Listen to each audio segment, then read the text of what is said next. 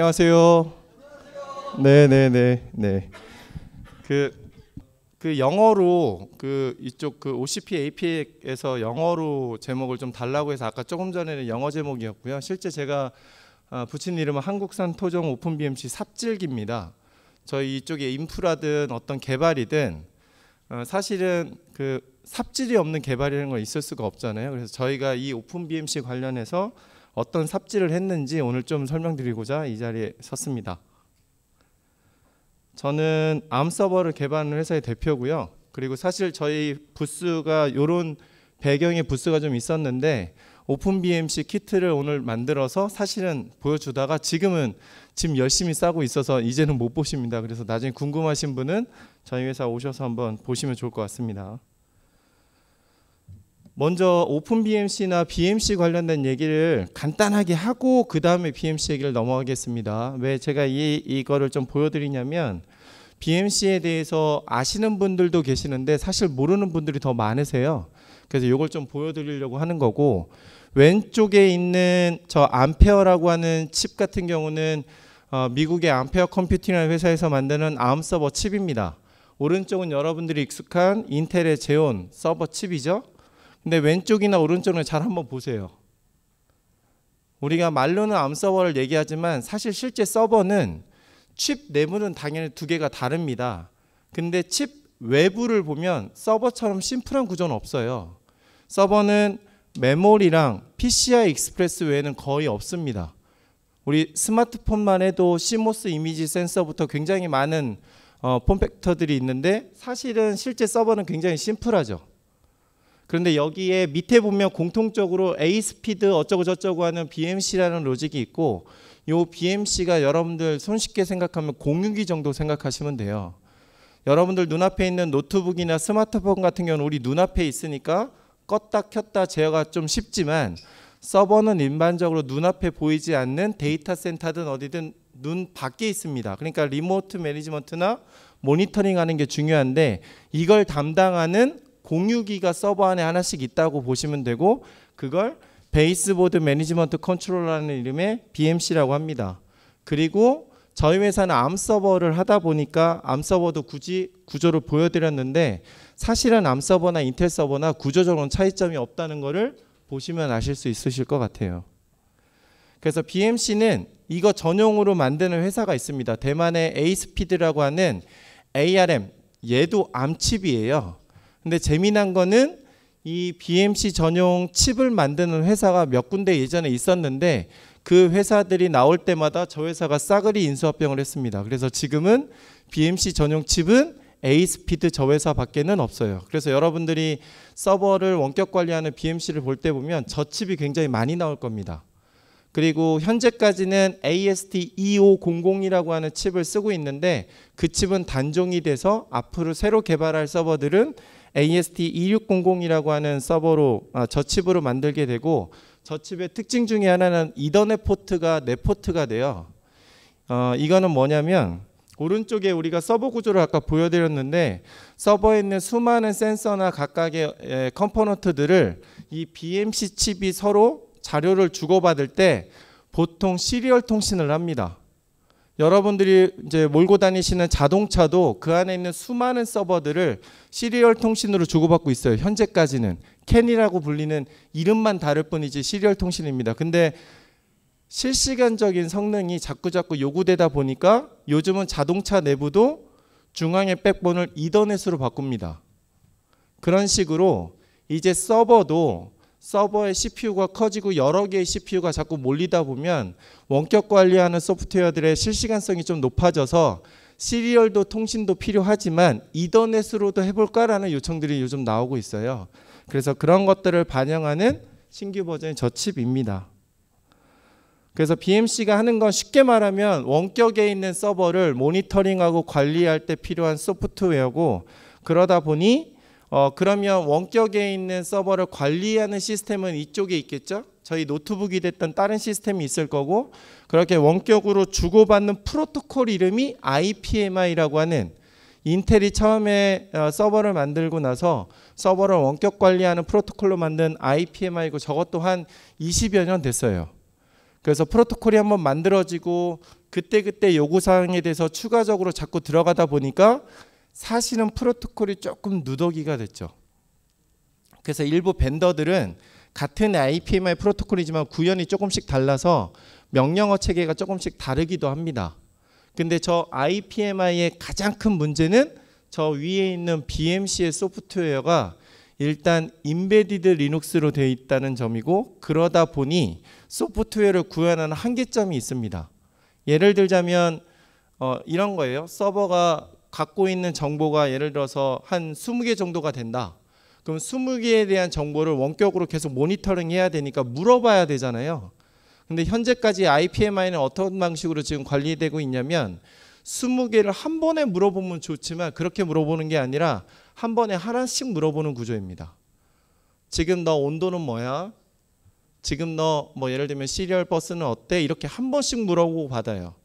그런데 이 통신도 소켓 연결을 그때그때 만들어야 되는 거죠. 보통 매니지먼트 하는 프로토콜들은 TCP보다 UDP를 보통 많이 씁니다. 이유는 TCP는 만약에 주고받다가 문제가 생기면 재전송을 하잖아요.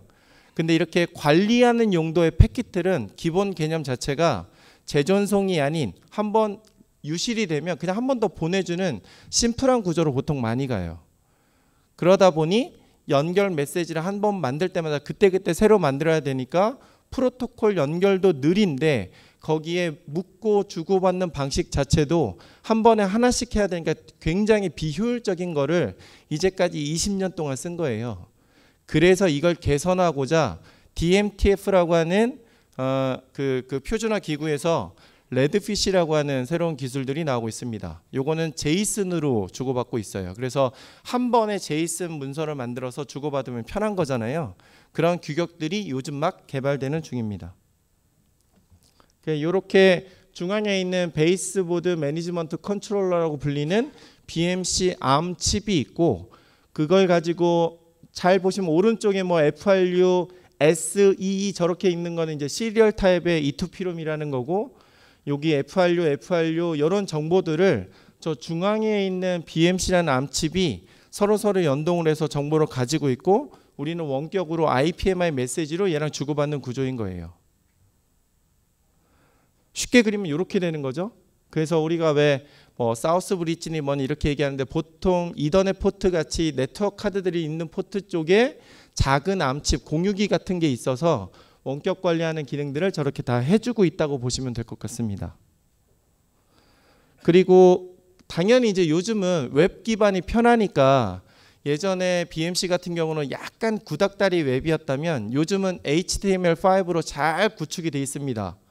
근데 사실 실제 서버를 관리하는 사람들은 오른쪽에 CLI 타입처럼 명령어를 써요. 이유는 느리기 때문입니다. HTML5가 느린 게 아니라 실제 웹은 빠른데 웹 요청을 받고 그걸 처리하는 과정이 상당히 느려요. IPMI 프로토콜로 메시지를 보낼 때 가장 많이 느린 부분 중에 하나는 앞부분의 인증 과정이에요. 굉장히 느립니다. 메시지를 그때그때 하나 보낼 때마다, 예를 들면 서버 전원을 내가 내 맘대로 제어해야 되는데 아무 패킷이나 다 받아들이면 안 되잖아요. 그래서 패킷에 대한 인증 과정이 앞부분에 들어가는데 이게 엄청 오버헤드예요. 그래서 저희 자체적으로 만든 BMC는 인증 과정은 한번 하고 그 다음에 BMC 관련된 패킷들은 저희는 TCP를 쓰고 있어요. 그래서 좀 오버헤드를 줄여서 빨리빨리 실시간으로 제공하고 있습니다. 그래서 어쨌든 웹은 있는데 보통은 명령어를 쓰는 구조로 BMC를 보통 많이 쓰고 있습니다. 그럼 저희가 왜 BMC를 만들었느냐? 저희 회사 부스 와보신 분들도 여기 지금 쓱 보니까 몇 분 많이 계시는데, 저희는 실제 ARM 서버 제조사입니다. 그러니까 당연히 서버 제조사니까 BMC가 있어야 되는 거예요.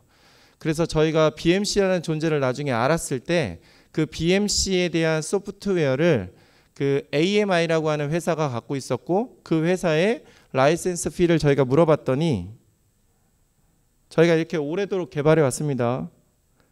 그 라이센스 비용이 엄청 비쌌습니다. 구체적인 말씀은 못 드리겠지만 그냥 억수로 비싸요. 그래서 굉장히 비쌌어요.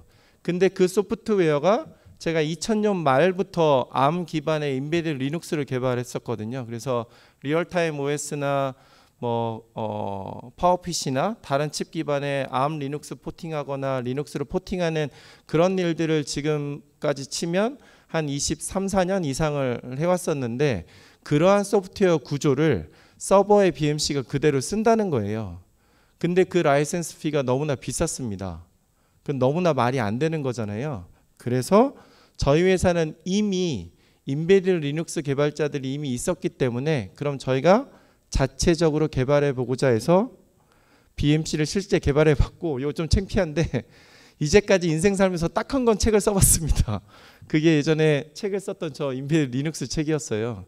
저도 이쪽을 개발하던 사람이니까 저희가 해도 되지 않을까 싶어서 그래서 삽질을 시작하게 됐습니다. 근데 삽질을 시작할 때는 설계를 해야 되지 않습니까? 그래서 저희가 그때 설계를 할 때 일단 개념부터 바꿔보자고 생각을 했어요. 지금 화면에 보이는 요 간단한 소프트웨어 스택은 우리가 쓰는 일반적인 범용 리눅스의 기본적인 구조입니다. 그래서 맨 위에 어플리케이션, 그 다음에 이 어플리케이션이 실행될 때 필요한 쉐어드 라이브러리들이 있고 그 밑에 요 커널 레벨이 있는 거죠. 그래서 저도 인베디드 리눅스를 하기 전에는 사실은 위에서 아래로 그냥 막 내려와서 호출되는 구조로 알았는데 사실은 소프트웨어가 실행될 때 소프트웨어의 종류에 따라 CPU가 서로 다른 하드웨어 동작 구조로 동작한다는 것도 다 이런 소프트웨어를 하고 나서 알았어요. 그래서 이런 구조로 동작되는 게 일반적인 범용 리눅스의 구조입니다. 근데 BMC는 인베디드 리눅스고 인베디드 리눅스는 커널은 똑같아요. 우리가 쓰는 안드로이드 같은 경우 안드로이드 리눅스입니까? 안드로이드 리눅스인가요? 리눅스입니다. 근데 커널만 같죠. 루트 파일 시스템은 완전히 다르잖아요. 안드로이드가 커널 2.6대 처음 나왔어요. 왜 2.6대 처음 나왔냐면 커널 2.4 버전까지는 리눅스 커널 안에 USB 드라이버가 디폴트로 들어가 있지 않았어요. 그게 2.6부터 디폴트로 들어갑니다. 그리고 그래서 2.6부터 나왔는데 커널 2.6부터 그 다음 번부터는 일반적인 리눅스 커널과 안드로이드 리눅스 커널이 파편화가 된 거예요. 그래서 리눅스 커널 3.0부터 파편화하지 않고 안드로이드는 자바를 쓰니까 자바의 코드와 리눅스 코드를 바인딩 시키는 바인더라는 커널 이 구조가 3.0부터 같이 들어가서 같은 커널 코드를 지금 공유하고 있는 거예요. 인베디드 리눅스도 똑같습니다. 커널만 같은 거예요. 그럼 뭐가 다르냐? 어플리케이션이 실행되는 루트 파일 시스템이 완전히 다릅니다. 그럼 우리가 웹서버 하나를 포팅하고 싶어요. 그럼 웹서버 하나를 다시 빌드해서 집어넣으면 될 거라고 생각하지만 웹서버라고 하는 어플리케이션 저 구조를 보세요. 어플리케이션이 하나 실행될 때는 반드시 딸려있는 라이브러리들이 있습니다. 이 녀석들을 다 찾아서 그거 하나하나를 다시 빌드해서 다시 포팅해 줘야 되는 거예요. 너무 힘든 거죠. 요즘 여러분들이 사용하시는 리눅스들은 그래서 이거를 패키지 관리하는 서버들이 일괄적으로 해주고 있죠. yum install, apt-get install 이렇게 해주고 있잖아요. 인베디드 리눅스는 그게 없습니다. 굉장히 불편한 거죠. 그래서 어플리케이션 개발과 포팅이 힘들다 보니까 20년 전에 만들었던 구조나 지금 구조나 그냥 그대로만 쓰는 거예요. 겉에 HTML5로 포장만 바꾸는 거죠. 이거는 별로 안 좋다고 생각했습니다. 지금 어제와 오늘만 해도 수많은 백엔드 소프트웨어 개발자들이 얼마나 많이 왔습니까? 그 사람들이 조금만 노력해주면 서버를 원격 관리하는 소프트웨어가 굉장히 똑똑해질 수 있음에도 불구하고 인베디드 리눅스 개발 환경이라는 허들을 넘어가기가 어려운 거예요. 그래서 이런 부분들을 어떻게 좀 해결하면 어떨까라는 게 제 첫 번째 BMC를 개발할 때 설계 개념이었고 요걸 바꾸고 싶었습니다. 그래서 BMC가 인베디드 리눅스를 첫 번부터 썼던 이유는 여러 가지일 건데 첫 번째는 BMC에 사용된 칩이 보통 32비트를 쓰니까 굉장히 열악합니다. 그런 부분이 하나 있었는데 지금 우리가 사용하고 있는 라즈베리 파이도 처음에는 저기 제가 써놨죠. ARM11 700MHz부터 시작을 했어요. 그러니까 열악한 칩에서도 데비안이라고 하는 아주 우수한 리눅스는 굉장히 낮은 사양에도 잘 돌아가는 매우 가볍지만 굉장히 안정적인 범용 리눅스입니다. 그리고 인베디드 리눅스는 되게 안정적이다라는 고정관념이 있는데 이것은 일반 소프트웨어랑 똑같아요. 구현하기 나름입니다.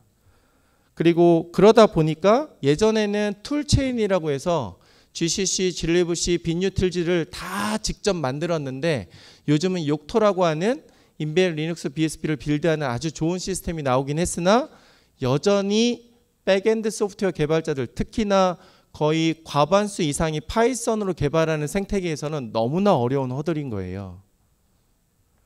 그래서 저희는 인베디드 리눅스가 아닌 범용 리눅스로 BMC를 바꾸자라고 아예 처음에 설계 개념 자체를 바꾸고 시작을 했습니다. 그렇게 되면 수많은 백엔드 소프트웨어 개발자들이 BMC 쪽에 들어오게 되고, 그러면 서버라고 하는 제품의 아키텍처를 보세요. 맨 밑에 서버를 받쳐주는 BMC가 있고 그 다음에 위에 있는 운영체제가 있을 거고 그 위에 필요하면 가상화나 다른 소프트웨어들이 올라갈 거지 않습니까? 이 위에 있는 모든 소프트웨어를 받쳐주는 게 BMC예요. 그게 똑똑하고 진화가 돼야 되는데 여전히 20년 전 기술이 여전히 머물러 있어서 이걸 바꾸려면 범용 리눅스를 일단 바꿔야 되겠다는 생각을 했습니다.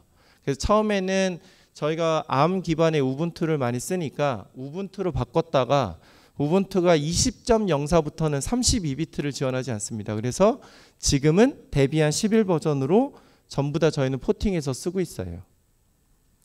그래서 첫 번째 저희가 설계했던 BMC는 이런 구조를 갖고 있습니다. 그래서 표준적인 예를 들어서 온도 센서나 일반적인 센서들은 I2C, I2C라고 하는 얘도 결국은 이름은 다르고 조금 표준이 다르지만 결국 시리얼 통신이에요. 그래서 여러분들이 왜 리모컨, TV 튜너, 리모컨 채널 업다운 할 때 TV 튜너 같은 것들이 I2C로 보통 많이 제어하거든요. 그래서 I2C로 센서 쪽 디바이스들은 제어를 하고, 그 다음에 UART라고 불리는 건 우리 왜 RS232 어쩌고 저쩌고 하는 거 들어보셨죠? 시리얼 콘솔 같은 거. 그런 쪽 할 때는 UART 드라이버, 그 다음에 이제 파워 버튼 같은 거 제어할 때는 입력과 출력이니까 GPIO 드라이버, 이런 것들을 디바이스 드라이버 층을 거쳐서 저희가 센서는 센서만 전문적으로 제어하는 데몬을 별도로 만들었고, 그 다음에 이걸 전반적으로 아우르는 통합 BMC 데몬이 있고, 그 다음에 웹서버는 플라스크를 썼습니다. 그래서 저희 오른쪽에 제가 써드렸는데 첫 번째 저희가 BMC를 설계할 때는 원칙이 몇 가지가 있었어요. 첫 번째는 파이썬으로 개발하는 게 저의 지금까지 지켜지고 있는 원칙입니다. 왜냐하면 이번 행사가 오픈스택 한국 커뮤니티에서도 주관했던 이런 오픈스택이라고 하는 기술도 수많은 파이썬 코드로 되어 있듯이 백엔드는 거의 표준 언어가 파이썬이에요. 물론 고우도 있고 여러 가지가 있지만 파이썬은 기본으로 깔고 가거든요.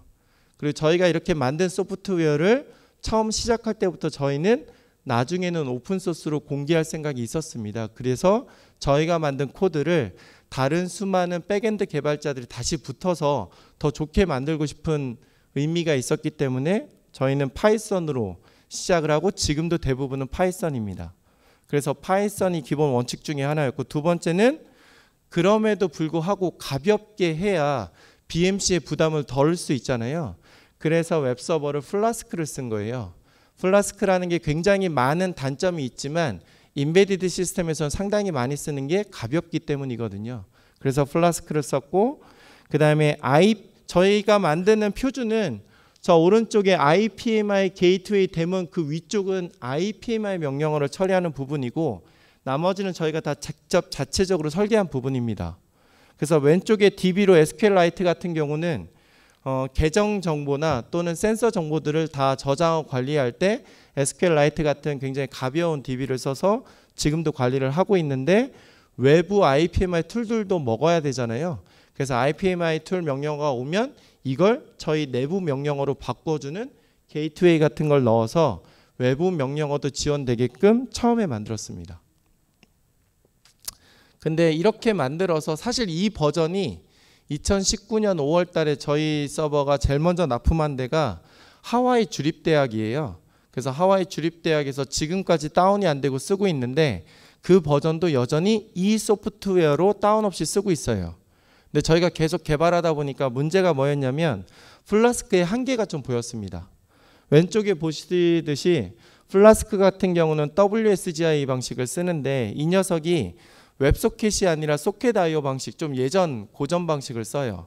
그러니까 장점은 예전 브라우저들도 지원하는데 단점은 요즘 사실 브라우저로 인터넷 익스플로러나 막 이런 걸 쓰는 거는 공공기관이나 특이한 인증서 같은 거 쓰는 몇몇 사이트 외에는 없잖아요. 그래서 상당히 브라우저마다 편차가 있는 게 이 소켓 IO 방식입니다. 그리고 또 하나는 이게 표준 기술이 아니다 보니까 그리고 또 이 플라스크의 WSGI가 스레딩이 지원이 되지 않아요. 그러니까 한 번에 하나밖에 처리가 안 되니까 느리다는 거죠.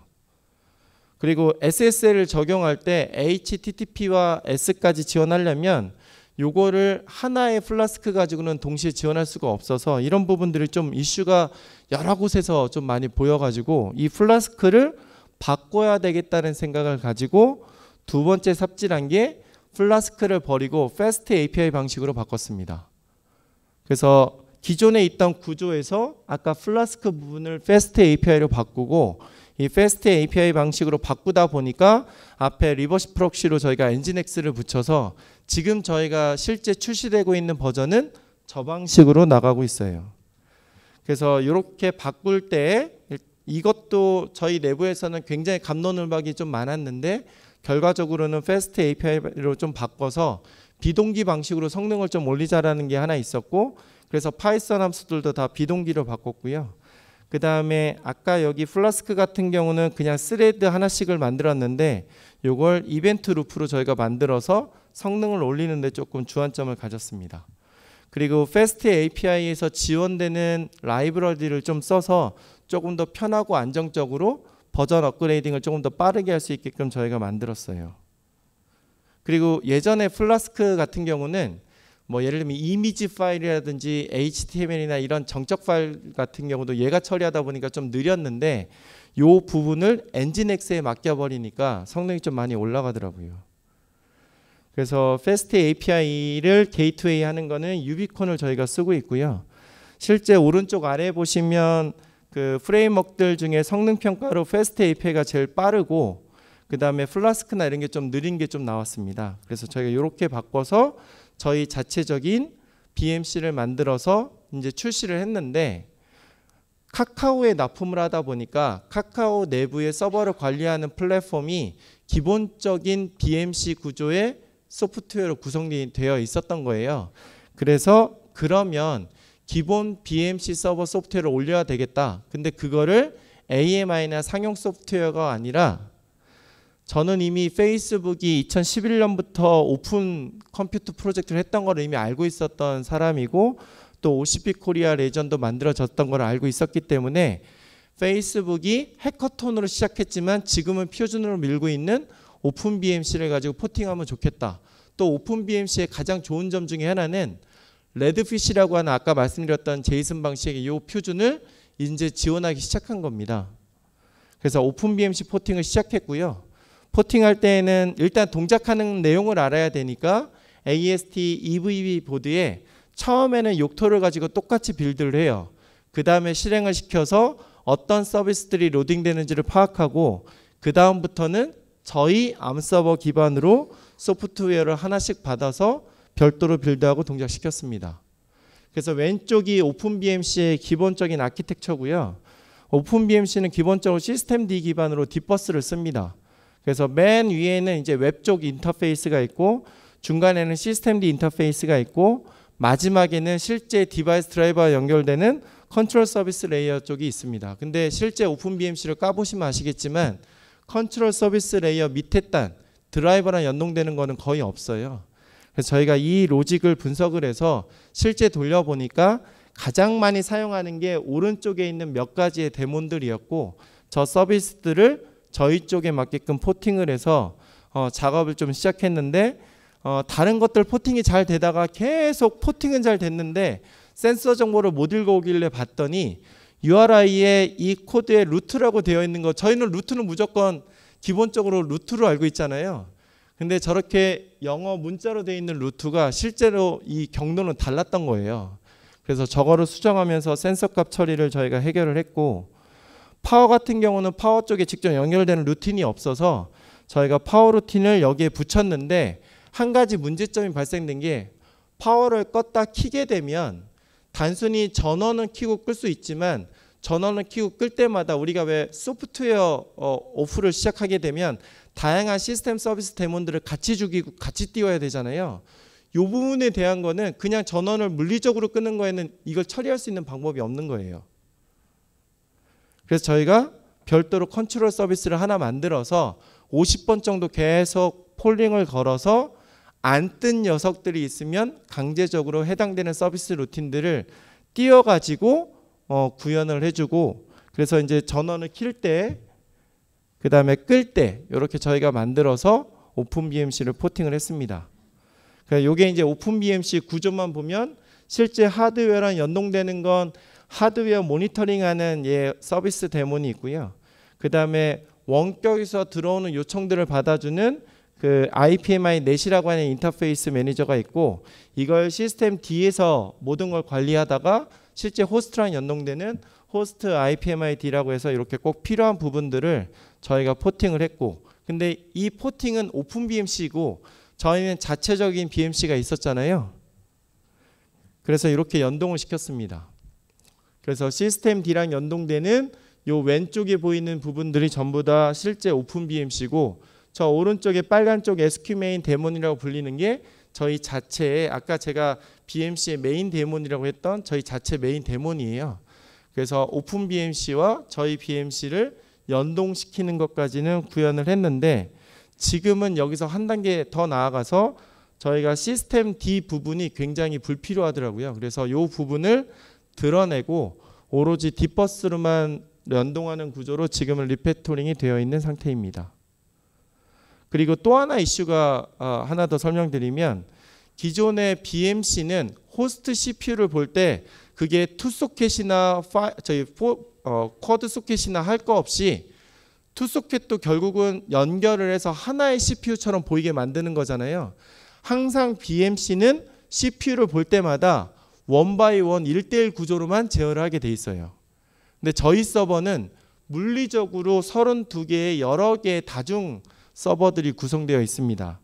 그래서 기존의 BMC는 CPU가 몇 개 더 늘어나더라도 항상 1대1 구조로 BMC가 통신하는데, 저희는 물리적으로 1대 다 통신을 해야 되는 거예요.